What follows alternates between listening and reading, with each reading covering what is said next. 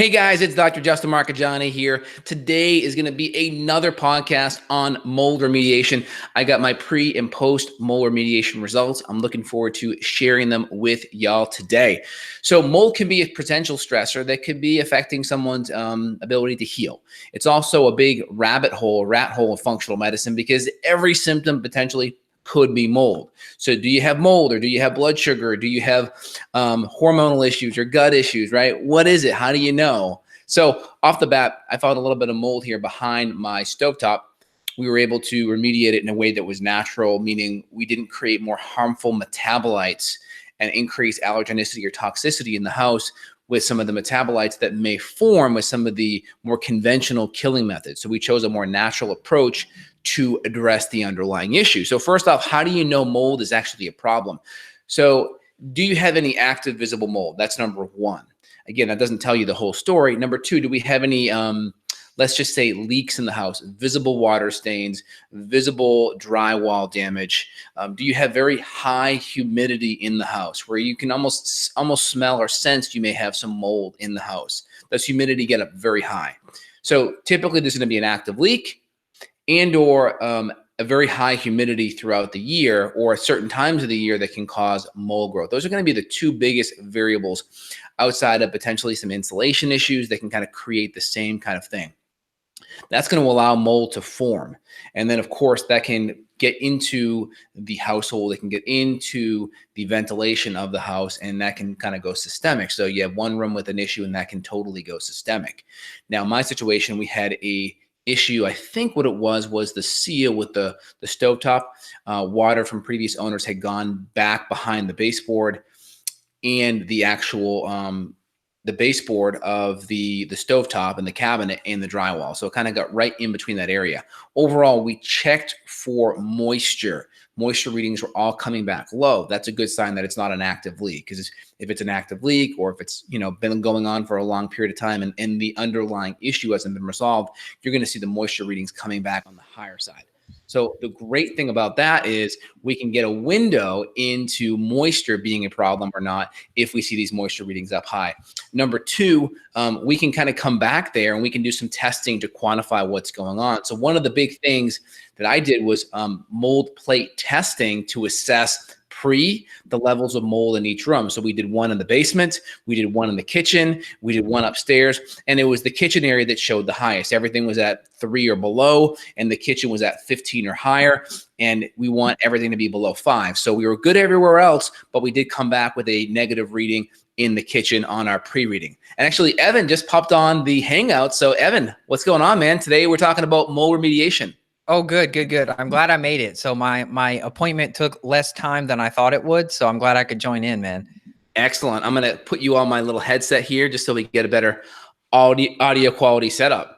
Good. So I was just talking about some of what we found on the pre-testing, and I'm going to share screens here in a little bit. And I know you've done some pre-testing. You want to share some of your pre-test info? I definitely could. Yeah. I mean, here's the thing that's good about you is that you weren't really symptomatic. See, I'm like way, 10 times more symptomatic than you. So you and I, we were talking off air. I was so glad that you preemptively figured out your problem before it made you sick, versus me. I didn't figure out my problem until I was already sick.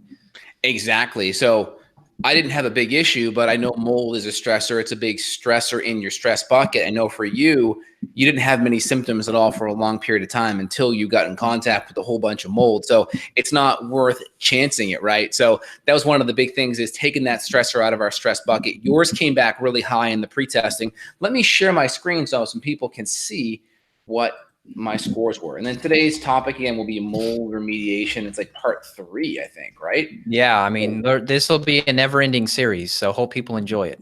Yeah, I think it's important because we found some really more affordable ways to address these situations, which were phenomenal, because a lot of the other ways are expensive.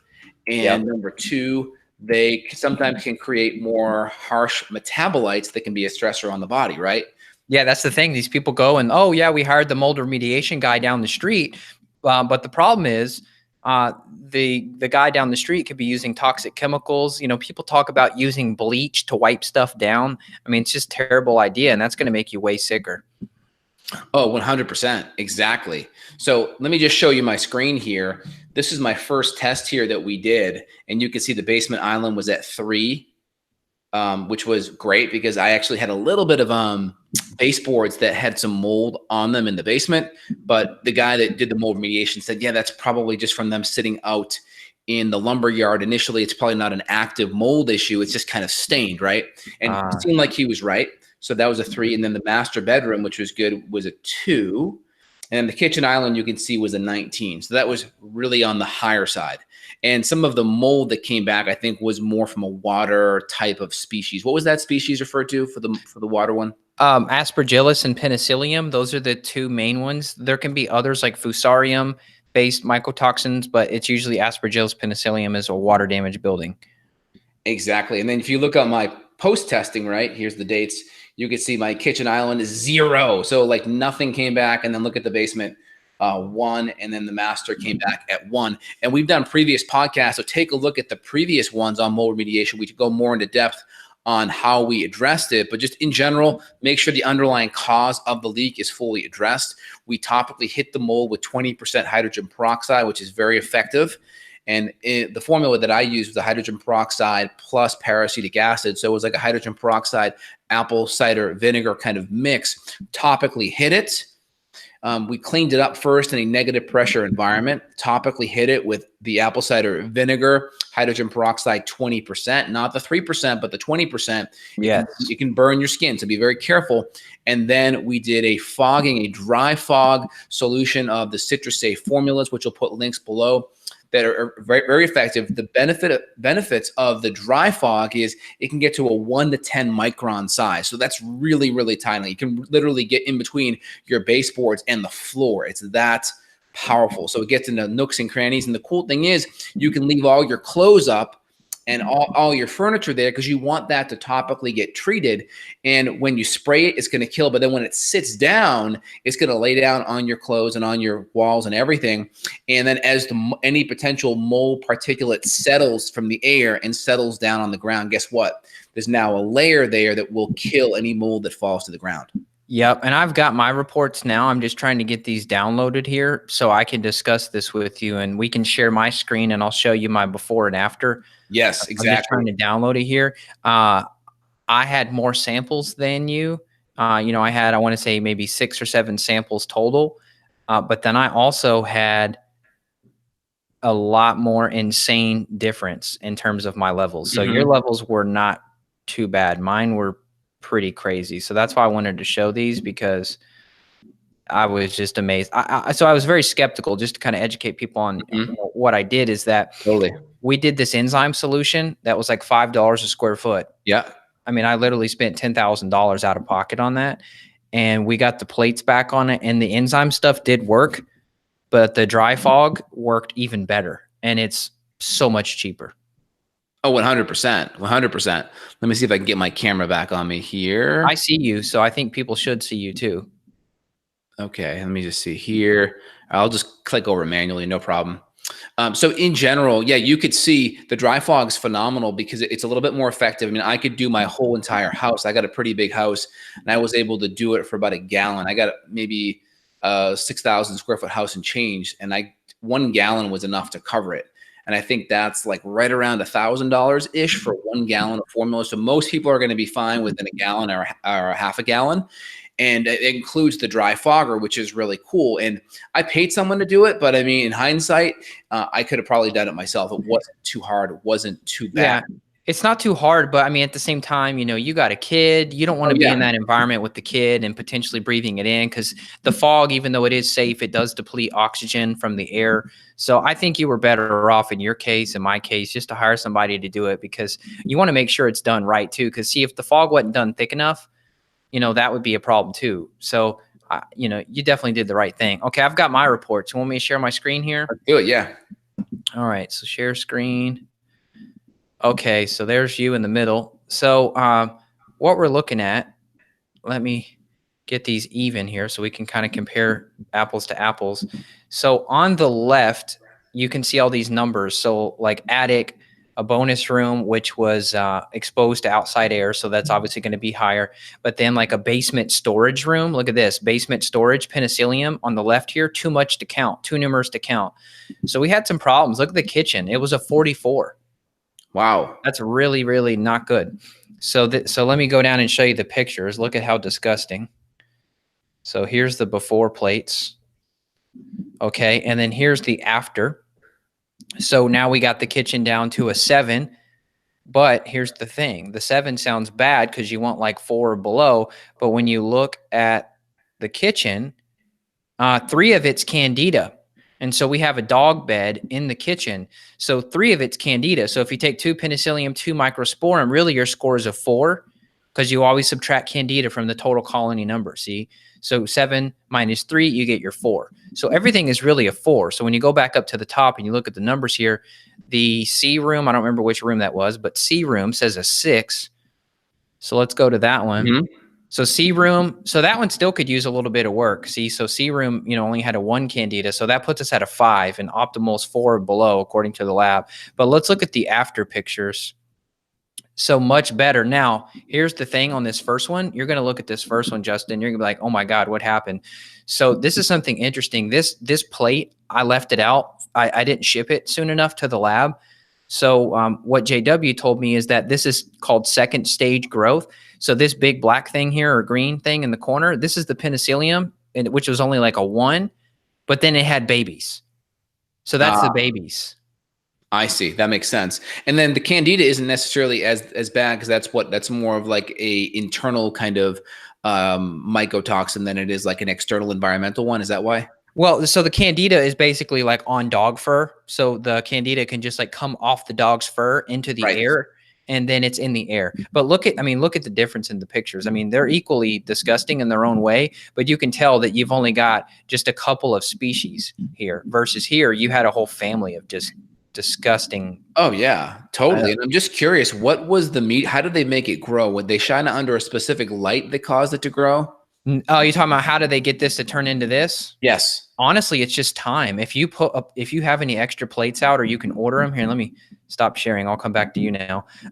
So if you just put a plate, like if you have an extra one, you can just leave one out in your kitchen today if you wanted, and then just leave it on your countertop. Just sunlight. It's the media that they use on that plate. It's like a sticky substance. There's something on that makes it grow. Interesting. So people that can't afford to do the testing, they can just buy the plates, and then you can just watch the plates grow at your house. And if nothing grows, you're good. Oh, wow. That's crazy. Yeah. So in general, we were able to do some pre and some post to quantify it, which was great. And it wasn't too expensive to actually address the underlying issue. Now, in your situation, it's a little bit more unique because where I'm at, the climate's a little bit more dry, but where you're at, it's a little bit more humid. So you had some water issues in general, but I think your new house didn't necessarily have any water issues. So talk to everyone about what you did with the dehumidifier to help rectify mold issues that may not be due to a leak.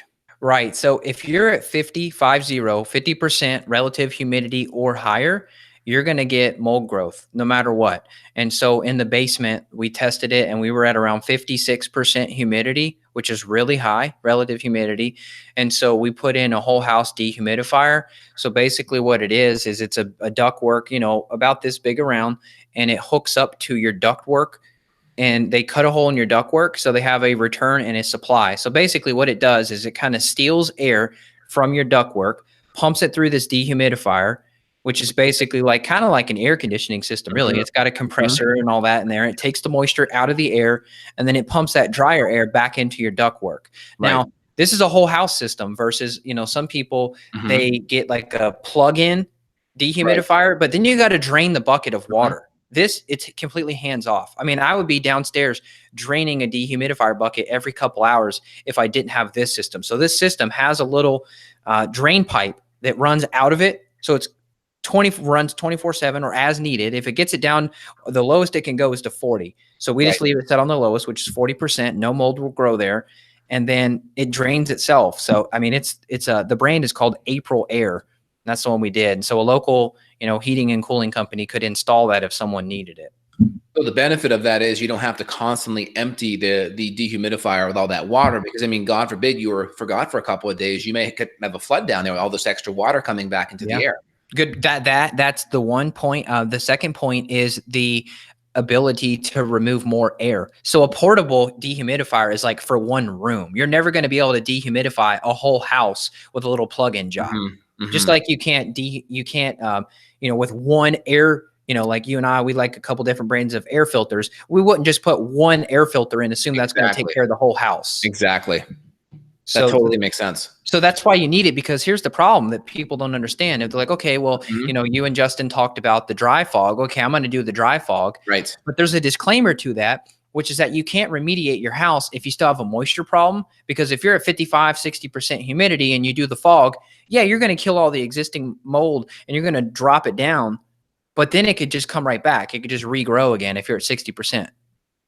Exactly. And speaking to JW at the lab, as well as I think it's Jeff Bookout, don't go crazy in your house. If you don't see any active water damage, and or someone's come in with a moisture meter and assess some of the walls in the various areas, and there's no actual active water damage where you can't see anything, don't stress out. It could just be a humidity issue, and then you just need this really good whole house dehumidifier to fix the humidity issue. Does that sound right? It does. Yeah. So, a lot of people, when they see those plates, they may get concerned. So step one is really do plates. I would say step two is get a portable humidity monitor. I just bought one on Amazon, 11 bucks, and you can Yep. just, Yep. take it to a room. Hey, what's my bedroom? My bedroom's 34%. Okay, perfect. You don't have a problem. And then of course, it wouldn't hurt if you're someone who has been sick. You and I work with a lot of women who they're stay-at-home moms, housewives, so they're home all the time, right? So this is why some people, Exactly. they quit their job, right? Because I'm so tired, I can't work. So they quit their job. Now they're home 99% of the time at a house that's making them sick. So if you have been sick, do the plates. It wouldn't hurt to have like a roofer come by, check your roof, check your attic, make sure there's no water getting in. I mean, the price you pay now for some of this stuff is 5 to 10 times cheaper than if you're so sick and now you're tearing out walls and now you're doing major stuff. I mean, you can fix stuff before it becomes super problematic. Exactly. Now, a lot of people, if they have a central air system, that may be okay in the summertime because central air is going to dehumidify the house essentially, correct?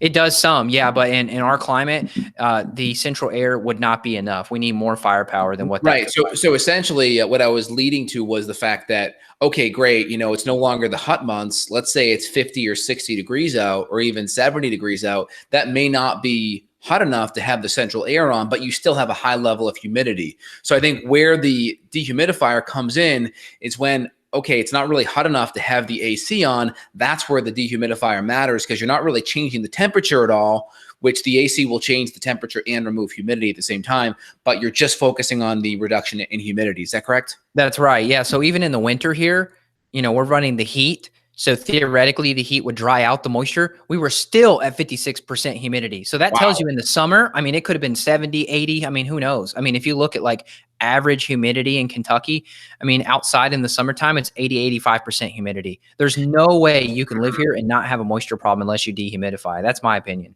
Yeah, I think this is really important. So if you're living in an environment, because I have a lot of patients who live in tropical environments too, where they're like, I don't have a water leak, I'm good. But it's like, yeah, humidity's up and you probably need a dehumidifier, maybe even a dehumidifier on top of the AC unit. I mean, I wonder how much, because like with your unit, that's got a separate piping where it gets that moisture out. You probably even need a separate thing if you really live in a tropical climate where there's even higher humidity. Oh man, you would have to. Like I've had a few clients in Hawaii since all this stuff happened to me, and you and I've been going down this rabbit hole together, and we've tested people in Hawaii. I've had them just buy this little humidity monitor. I mean, we're seeing people's homes at 78%, 76%. It's like, my God, mold forms at 51%. So if you live in Hawaii and you got the beautiful beach house in paradise, it doesn't matter. Now, Jeff, on the podcast we did, he claims that salt water, if your home is being filled with moisture due to salt water, that theoretically it would keep the mold count down. So he says that, once you go 100 miles inland, so the beachfront should be good because it's salt water that's coming into the home through the air, not like lake water. But he says 100 miles inland or 150 miles inland, that's where we would see a band of problems. Ah, However, so very interesting. However, I've seen people that have houses on the beach that have mold problems. And even Erin Elizabeth, Dr. McCullough's partner, she's been posting on some of her Facebook pages about her house. So her and Dr. McCullough, oh, sorry, notification ding. Her and Dr. McCullough, they live on the beach in Florida, and they've got Stachybotrys. They've got black mold right now. Yeah, and they 100%. live on the beach. And I guarantee you, beach, and they probably need a dehumidifier as well. Oh man, I mean, so when I talk with Jeff, he's like, yeah, the beach is not a problem, but I've proven that not to be the case. I've proven the beach can be a problem. In these Hawaii houses, you've got no other option but to have dehumidifiers running all the time. Yeah, we see people in the notes talking about humidifiers. Just make sure it's we differentiate, right? Humidifiers are what we do to add moisture to the air. So in my house, I actually have a whole house humidifier because it gets so dry, like around 10 to 15%. It's just your skin gets super dry because the moisture is so low. So we actually have a humidifier where I am. So just make sure dehumidifier, we're removing moisture. We need high levels of moisture above 50 for mold to grow. We're removing it. Humidifier, we're adding it. So a lot of times, like with infants, they may have drier, sinuses or whatever. We may add humidity to it. And actually, one thing we did is at one point we left the humidifier on too long, and we actually got mold growth in one of the carpets. We had to clean it up and throw it away. So be careful. Even if you have a humidifier on, you really want to make sure the humidity doesn't get too high, because then you can have mold growth. Good call. Well, especially if that humidifier is like sitting on a nightstand over carpet versus if it were happened to us. That's what happened. Yeah, see, because if you had a hardwood under it, or like maybe it were like in a bathroom next to the main room, and the bathroom floor was a tile, maybe that moisture wouldn't do damage or create mold on the tile. With us, we had hardwood underneath it, so we just picked the carpet up, we rolled it up, and just threw it away, and then just cleaned the wood with a really good citrus solution to kill everything. Oh, okay. Okay. So we had a question from Missy. She was asking, how do you know if the fog is thick enough? You can't see your hand in front of your face, Missy. I was at my house when Jeff fogged it for me, and I laughed so hard because he said, Evan, if you have people ask you how thick does it need to be, it needs to be this thick. So we went down my staircase, and when he stepped off the bottom stair, it looked like he went to another dimension. I mean, I couldn't even see him. He was gone. I'm like, where'd you go? Yeah. You sent the pictures of the videos. I mean, it was hilarious. Yeah. Technology is so great because, I think, if you topically have mold though, you probably, you want to hit that up. You probably want to hire a professional because some of the solutions are very, very caustic. But if we don't have actual water damage, and you can have an easy solution of getting a dehumidifier in the house, and potentially even fogging it yourself wouldn't even be that bad. I know that the immunolytics guys, they have some pretty good instructional videos walking through everyone how to do it. It is definitely, this is all do it yourself unless you have damaged materials. Like you said, then you've got to take out walls and put in new drywall or whatever, remove carpet in your case. And it has to be done. The carpet situation wasn't that big of a deal, but because it was isolated, we knew what it was. But when we had the water damage in the wall, we needed to have the whole entire remediation done in a negative pressure environment, because you don't want everything to go systemic. So the negative air pressure keeps everything isolated and pulls it out versus, let's say, sprays it all around.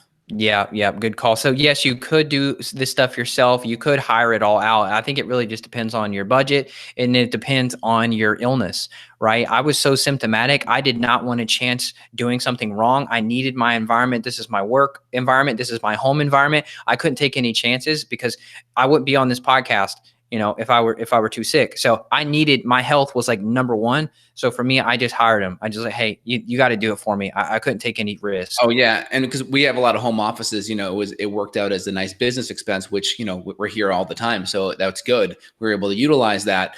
But people that aren't at home as much, you may not notice an issue as much. I know you did, you work at home, but the fogging is a really good option to do it yourself if you need, which is great. Here's the thing, even if someone works outside of the home, right? Like they're a 9-to-5 in a typical office setting, they still sleep at home for 8 to 10 hours at night. So like, even if you're like, oh, well, my house is bad, but I'm out at the office all the time, I work all the time. Well, so what? You're still at the house sleeping for those 8 hours. And we know that mold exposure reduces melatonin production. It reduces nitric oxide production. So you have decreased circulation. I think it may be a contributor to sleep apnea and insomnia and other sleep problems as well. So you can't justify not doing anything because you work outside of the home. You still got to fix it because that's your environment where you're sleeping and where you're trying to rest and recover. Your glymphatic system kicks in and detoxes you, and that all just gets disrupted if you have mold in your bedroom. Exactly. And I spoke with, I think it was JW and Jeff Bookout. They talked about the more conventional products like the corn chromium, which I spoke with some of the mold remediation guys. Corn chromium is an extract from, I think, olive leaf. And they were talking about it being a little bit more natural, but it seemed like JW from Immunolytics Labs was talking about the fact that it can create some more hyperallergenic metabolites that people could react to. Do you have any insight on that? I don't. I've just would say that I've had people who said, hey, I've already remediated using that, and they still were symptomatic. But that's all I can tell you is just a couple clients said, yeah, I've already done that. It didn't work. So here's another interesting thing that him and I talked about is when they were mixing all these blends for the fog. I don't know if I told you this already. If I did, I'll tell you again. But when they were trying to come up with the formulation for this stuff, certain ratios of essential oils made the mold problem worse. So they would do a plate, build a supplement, basically fog it, and then retest. And oh my God, the mold is way worse. So then they would tweak it again. Oh, the mold is still worse. And they finally kept tweaking it. And then finally there's the perfect ratio. Boom. Now we see that it actually takes the numbers down, not up. Interesting. Very, very interesting. And then one of the things I want to highlight is they did pre to post testing on the air. So they would do air samples.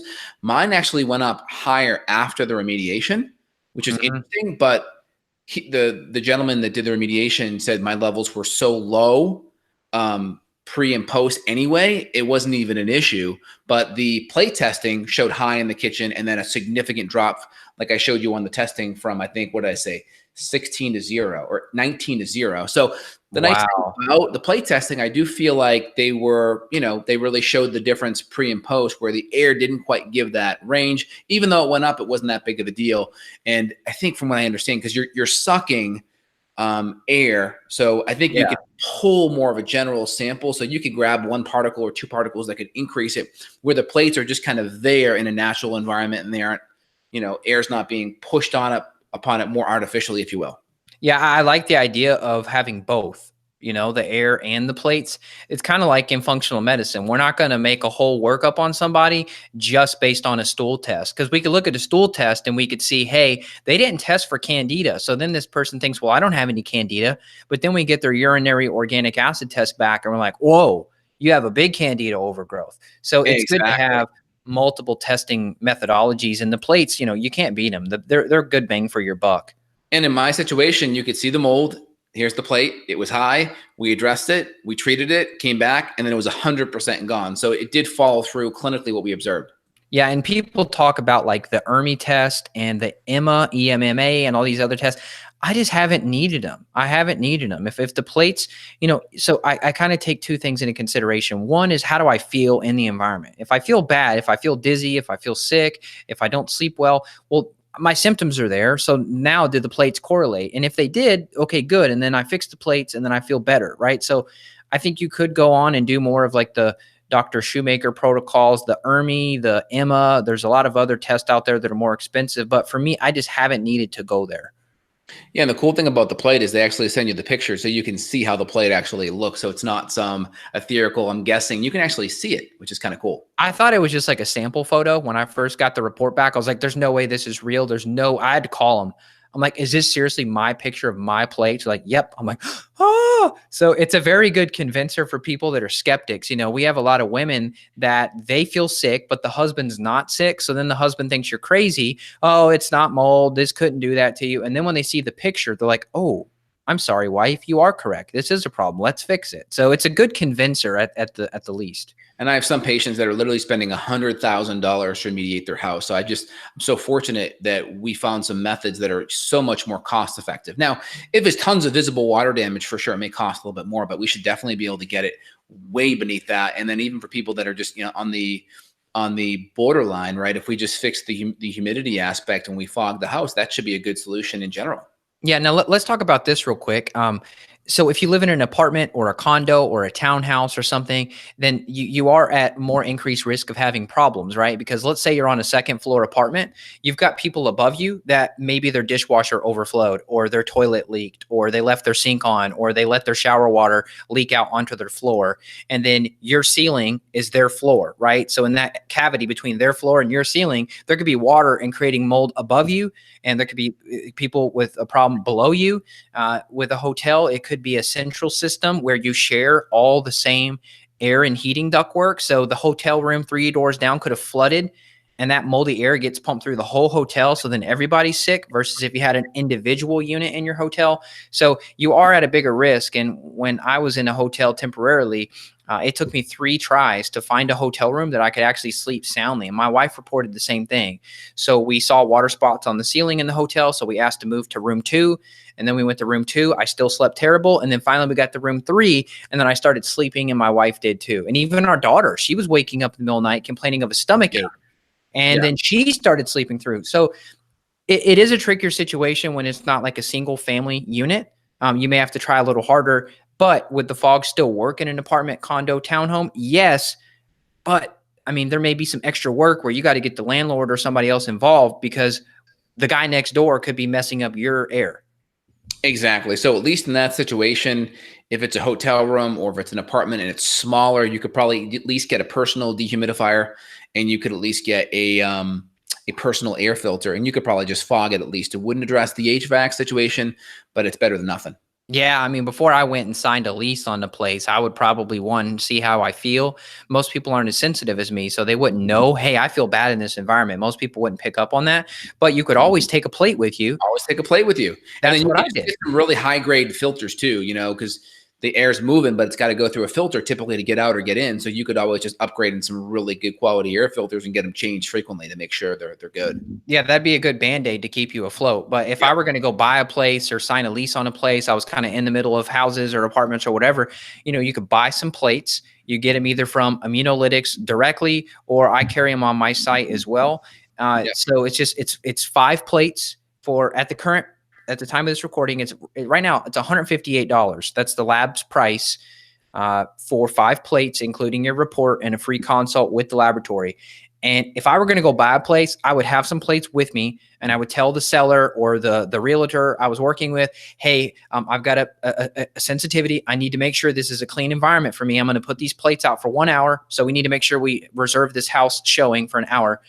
And then, and then you seal the plates up and then you send them off to the lab. And then the real estate market's kind of aggressive. So you may have to try to hold the house. I don't know if, and I don't know how to advise you on that part. If you like it, you'd bid on it. And then in the option period, you could always pull back. Typically, everyone has a 1-week option period in the US at least. Okay, good. So if you have the option period, then that'll give you enough time to send your plates back to the lab. And then if the levels are just insane, or we see like Stachybotrys, black mold, we see Mucor. Mucor usually indicates active water leak. That's the water damage one, Mucor. Yeah, Mucor. Yeah. So based on the report, you could decide, is this a house I love enough to proceed and fog and remediate? Or is this a house that's so bad, there could be undiscovered water damage and leaks and et cetera that you don't want to get into? Because the worst thing that could happen is you pull the trigger on something else and then that other place makes you sicker than where you're at now. Yeah. Worst case scenario, you just tell the inspector, hey, inspector, let's just I would even get a mold remediation person out to really inspect as well if you like the house, and just make sure they bring a good moisture meter to assess everything. And it could just be as simple as, hey, we got to just maybe negotiate an upgrade on a dehumidifier whole house. Yeah, that's a good call. Yeah, and then you fog it. Put that in your bartering. Yeah, exactly. Well, anything else you wanted to highlight today on today's topic here, Evan? I think we got a lot of different things addressed. No, we did great. I don't know what the heck all you went into, so you probably discussed other good stuff before I joined in, but we'll just send people back to the websites if they do want to reach out. We can help talk you through this further. Please reach out to Justin at his site, Justin Health, so justinhealth.com. And you can schedule a consult anywhere around the world. And for me, if you want to reach out, evanbrand.com. And we look forward to talking with you again next week. And we offer the plate testing as well for all of our patients and people outside of our patient network. Click below to get our links if you want to get some of the plate testing and then talk to us on the interpretation side of what that looks like. And then the next thing would be if you want to get some of the natural solutions to address some of the mold, the whole house fogging. I even have the laundry detergent. I did all my laundry yesterday in the anti-mold laundry detergent as well, just to be on the safe side. So I just kind of run like one cycle of clothes a month through that, just to be on the safe side. Yep, that's what we're doing too. Yep. And we're going to have the links below. So if you guys want to get any of those products or support the show, we appreciate it.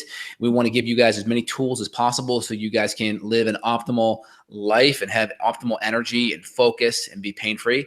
We appreciate you guys being part of the podcast. Thumbs up, give us a like, give us comments down below. We really appreciate you guys being a part of the show.